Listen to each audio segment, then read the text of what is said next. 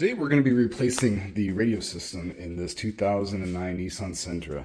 And now what I'm going to be replacing with it is this single DIN 10.5-inch display, and it's flexible, it can pivot all around. And I have this installation kit as well as these connectors to kind of help make things easier. I'll go ahead and put a link to those in the video description below. And to do this, you're going to need a plastic kind of pry tool or just a small flathead screwdriver, Phillips head screwdriver, and this will just make it a little bit faster. So let me show you what we're working with in here. So we've got the radio system right here. This is a double DIN, and so that installation kit will convert this to a single DIN. And then what we're going to be doing first is prying off this top piece here, lifting that off, undoing some screws, prying off this piece here, so that this whole part can then be removed and we can unhook everything. Let's get started. Okay, so first off, we're going to come into this little gap that's up here on the plastic, and we're going to go ahead and come straight in, and there's three main pieces that are kind of holding it in. One here, one in the middle, and one on the side. And so you can reach in there, or push in there, and start to pry up. So just going to do a nice little pry. And if you can go ahead and stick something in there and hold it into place and pull up in more than one spot, it's less likely to damage things. So there you go. There we go. Try and get in as far as you can next to them, and it pulls right up. So let me go ahead and do a close-up of that.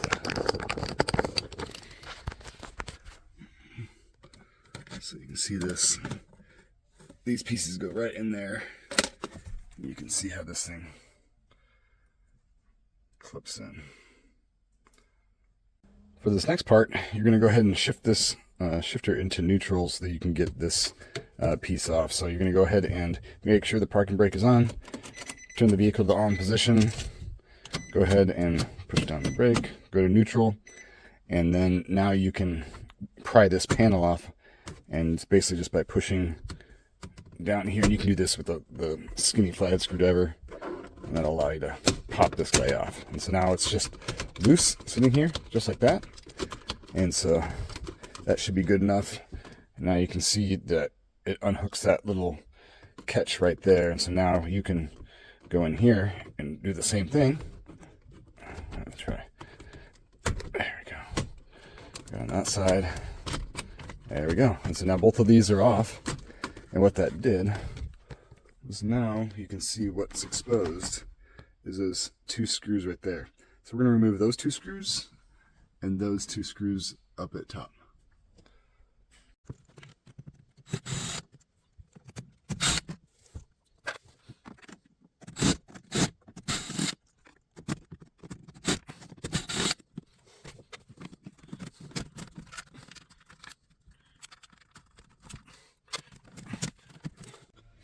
Okay, so we have these 4 wiring harnesses back here. Now the first couple, it's just easiest to get in there with a flathead screwdriver, and here you're going to push down and pull out, and it gets that first one.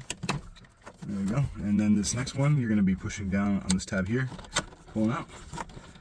Right on this one, you're going to push down here.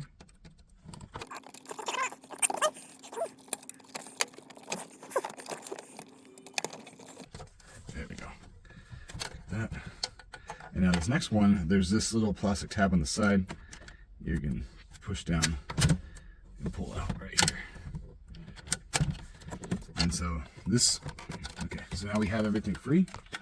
And as you can see, this one wiring harness went to the back of this here, and I'm going to be taking both of these guys out next. Here we are with the radio, and so the next step is to use this installation kit to go ahead and put everything in here, and you're going to have to remove the actual radio here, and of course the kit comes with all the plastics needed for the assembly when you start to put everything back in, and of course the wiring harnesses. But there's also this little display screen right here, and if you want to replace that with a pocket, you're going to have to go ahead and get a new part, and that part is right here, sold separately from this kit. This is from Metro. It's the 88007422. And basically what that does, it allows you to have, you can see there, it allows you to have that extra pocket.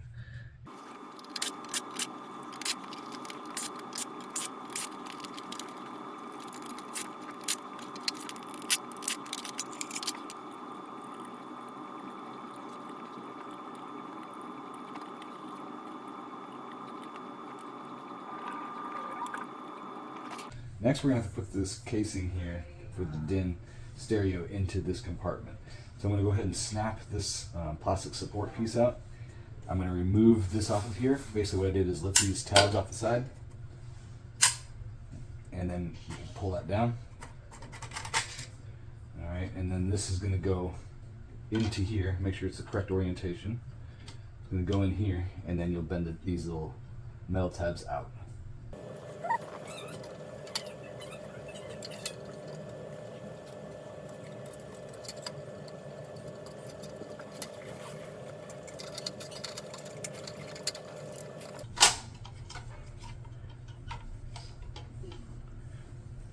We're going to have to go ahead and put on this faceplate piece from the kit, and it's going to give it some more rigidity as well as have a good presentable face to it. So I'm going to went ahead and removed the covering they had for just the deck, and then this is going to slide over into place. Okay, so we went ahead and installed everything back in the original, and you can see here that this bolt here, here, and there, those all go in. And of course I mounted this display unit back in there. It's going to be non-functional until the actual tray or storage area comes in. But anyways, so what I need to do is go ahead and hook up the connectors, wiring harnesses from the actual PLZ stereo system that it came with, and then that's going to integrate and be connected to these wiring harnesses that are going to be plugged into my car itself. I'm going to go ahead and wire that up now.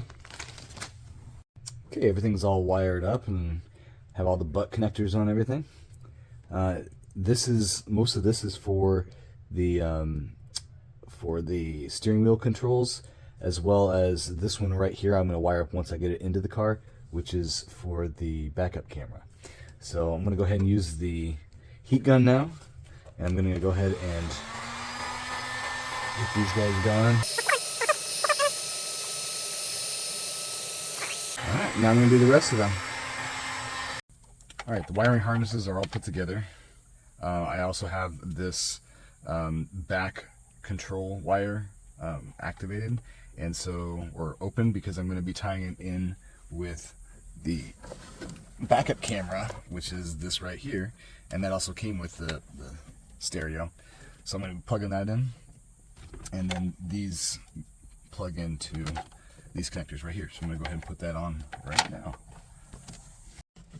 Okay, I went ahead and wired the red wire from the backup camera to the pink wire here for the backup activation, and then I'm plugging it into the bottom little outlet here, and that's the video for this TV screen that turns on once you start backing up. So now I'm going to be putting these wiring harnesses together, and so it just has the two wiring harnesses for right now that I'm going to be plugging together. Easy peasy lemon squeezy for this, sure should be. There we go. A nice click. And then this one is for the antenna, which is right here. Should be this. There we go. Click. And then these wires back here, this is the wiring for the steering wheel controls. I don't have that wiring harness or the kit to do it, so I'm going to have to wait on that, but everything should be fine. So now we're just going to put everything back in and test it out. Okay, everything has been put together. I went ahead and put the plastics back together so everything is situated properly. Went ahead and screwed the 4 screws to put everything in. Now I'm going to go ahead and mount the head unit. Now the head unit plugs in just straight in, and I'm going to slide it in here. And there's also 2 screw holes right here and here, And so you're going to be putting screws in from the top down after you feed this head unit in. So let me get that unit in there. This is just kind of wiggling it, pushing it in. All right. And then lower that all the way. And then down from the top down, I'm going to go ahead and put in these screws.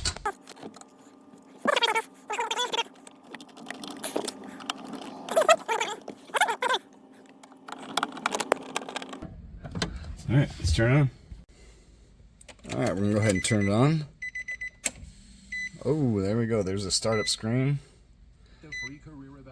Looks like everything is powered up.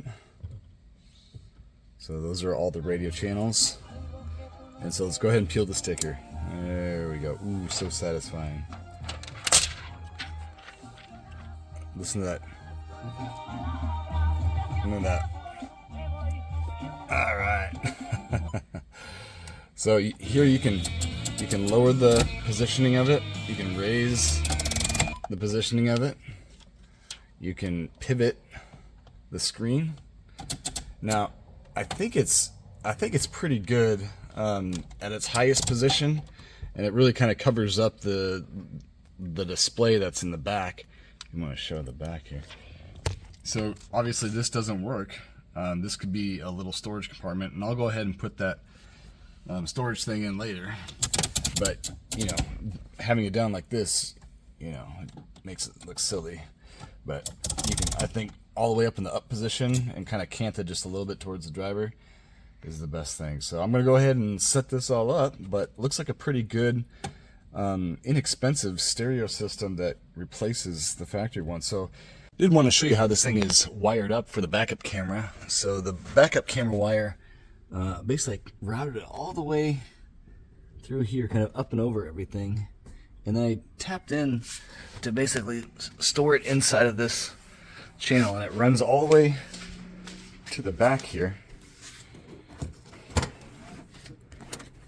And it actually comes up into there, and you can pull it back out all the way through here. And so you're going to pull this guy down, and you can see I just kind of secured that wire along there, and then feed it up into there. And it also, as you can see in here, at this part it kind of breaks down into two, and so you have to have a power and a ground, and basically that taps into the power and ground here.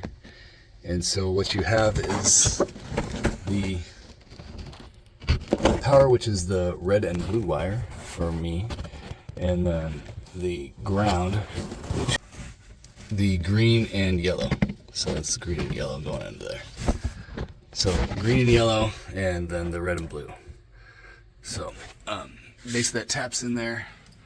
I feed it through all the way to there, and then sure enough, I drilled a hole just right there, and then I went ahead and screwed this puppy into the top there, just behind the beeper mechanism, and it looks fantastic. All right, we went from point A to point B, and so go ahead and give us a thumbs up, hit like, subscribe. If you have any questions, post them down in the comments section below, and then also put down some comments if you guys have any tips or tricks for us. Thanks.